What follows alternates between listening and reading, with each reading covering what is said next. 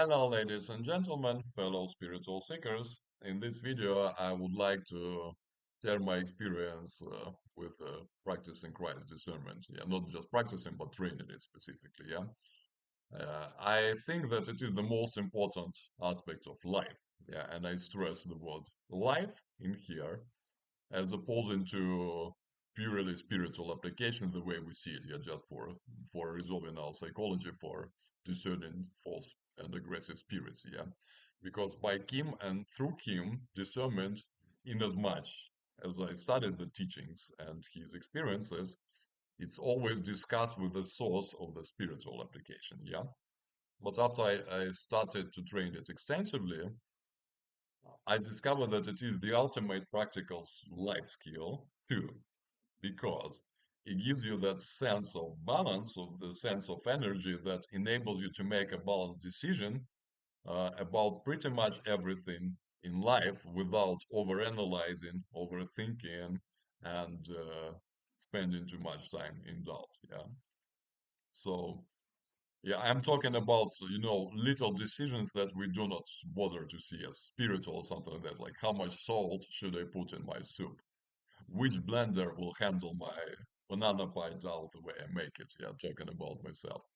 Where is that fruit warehouse in this tangled up district? Yeah, so it helps you to navigate through life. Yeah, so the first impression after I started doing the decree to Jesus, specifically created for training discernment, the life is much more of a flow because I don't analyze and overthink nearly as much as I used to be.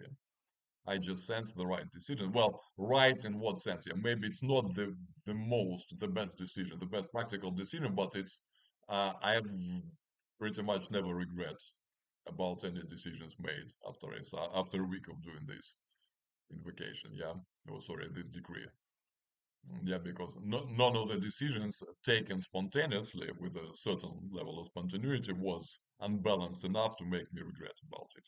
That's how it is. Yeah, of course, I have quite of experience already. I also was doing daily calls to Shiva for Christ discernment, but still, I decided to sharpen it to extensively train it recently. Yeah.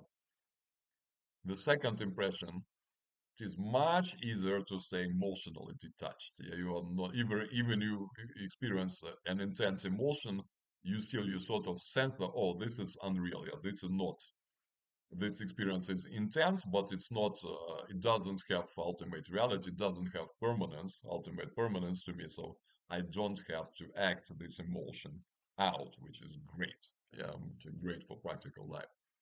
Again, the negative emotions, well, they feel a little bit less intense, and it's hard to describe with words, but you sense that, oh, something is different, or something is not.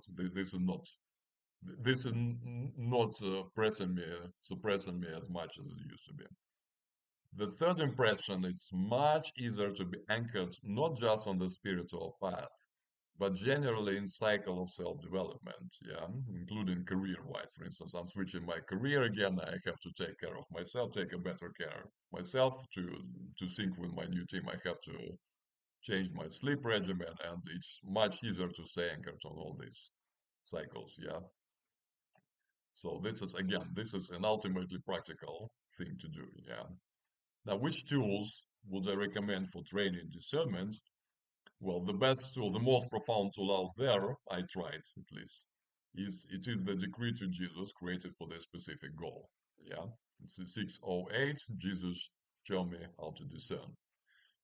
The best return of investment for your time, yeah, is 241 affirmation, which is daily call to Shiva for Christ discernment. Yeah, and it's why I say it has the best return of investment because it takes roughly 70 seconds for me to give it with 33 calls to Shiva.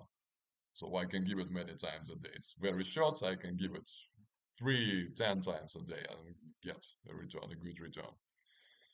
Yeah, now I don't have the sufficient experience with the invocation number 27, but I remember the first time I gave it, it was a fun experience because the mental projections from the dark forces, they suddenly had their voices colored like in a horror movie. So like toxic whisper, creaky voice. Yeah, so it was easy to say, oh, this is just some demon whispering the nonsense, and me, I don't have to bother to pay any attention whatsoever to it. Yeah, so just can go on with my life. And another good exercise is the invocation, invoking a oneness of energy from the book Freedom from Internal Spirits by the Mahachuan. It's invocation number 3. Yeah, but now what were the problems? Yeah, so the heavy pollution in my heart chakra with a sense of resentment. And the momentum of suppressing this sense of resentment was the single biggest obstacle to this, yeah. So I had to continuously clear my emotional body and my heart chakra specifically before it became a bearable experience to give the oneness of energy in vacation. Because before that, it was just after giving it for like 4 days or something. Yeah, I couldn't stay focused. It was very hard to go on with my daily life basically because I sensed way too much negative energy, way too much anger, resentment, condemnation, and so forth and so on, similar energies. Yeah. So also forgiveness, of course, because no, we don't want just to clear the energy, we want to clear the pattern itself, clear out the pattern from our consciousness. Yeah. So the miracle forgiveness rosary is the most efficient tool because it's free, it's available, it kind of addresses all the points. Yeah, I tried other forgiveness invocations from the other books, yeah, and they work too. But this is a all-round, well-shaped tool. Yeah, so it's I returned back to miracle forgiveness after practicing others for a couple of weeks. Yeah, so forgiveness is the key. Yeah, clear. Our emotional body is clear. The heart chakras and double down on discernment because it makes the life just so much fun, just so much spontaneous, so much flow than before it. Yeah. So thank you for your attention. Again, I have a fun time, hopefully, working spiritual path and see you. Bye.